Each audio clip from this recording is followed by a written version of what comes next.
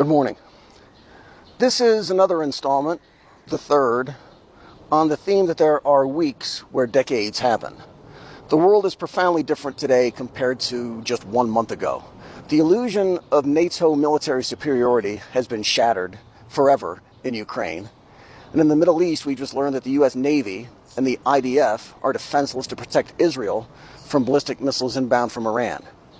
China's economy continues to expand despite high tariffs and sanctions from North America and Europe. And all these realities are hitting at the same time, and they will permanently scramble global diplomatic relationships and reset the world's economy. By now, Ukraine was supposed to be a member of NATO, and Russia was supposed to be bankrupt.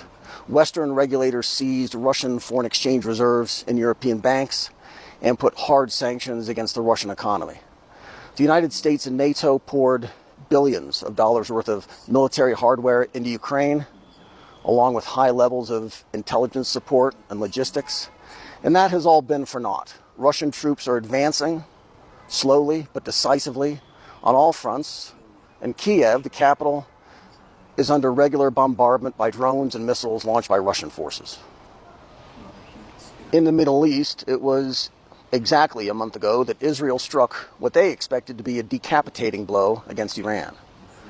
Their objective was regime change in Tehran, and that goal was echoed in Washington too. The Israeli operation was many months in the making and involved attacks from multiple directions and countries. A bunch of top Iranian officials and military officers were killed, and nuclear scientists in Iran were also killed, some of whom were at home with their families.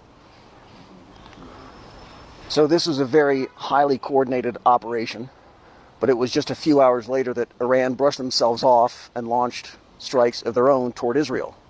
Up until then, everyone just assumed that Israel's Iron Dome defenses would hold up just as before. U.S. Navy forces are also in theater and were set to work right away intercepting Iranian missiles. Most of the Iranian inbounds were intercepted, but at a staggering cost. A minimum of 2 interceptor missiles costing several millions of dollars each are needed to engage a single Iranian inbound, which cost under $1 million apiece. That's to say that all the math works to Iran's favor no matter what happens. Their missile will take out 2 Israeli or American interceptors or hit a high-profile target in Israel itself.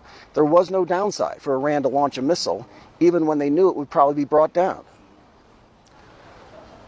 Even in the first days of the Israeli-Iranian conflict, we knew Iranian rockets were getting through the Israeli missile defenses. Later we learned just how bad things were on the ground there. This is a map from Larry Johnson. The website is here, and he's invited all the time to appear on other channels. He was with the CIA and State Department in a previous life, and it's just a guess that he probably wasn't crazy about the dress codes where he used to work.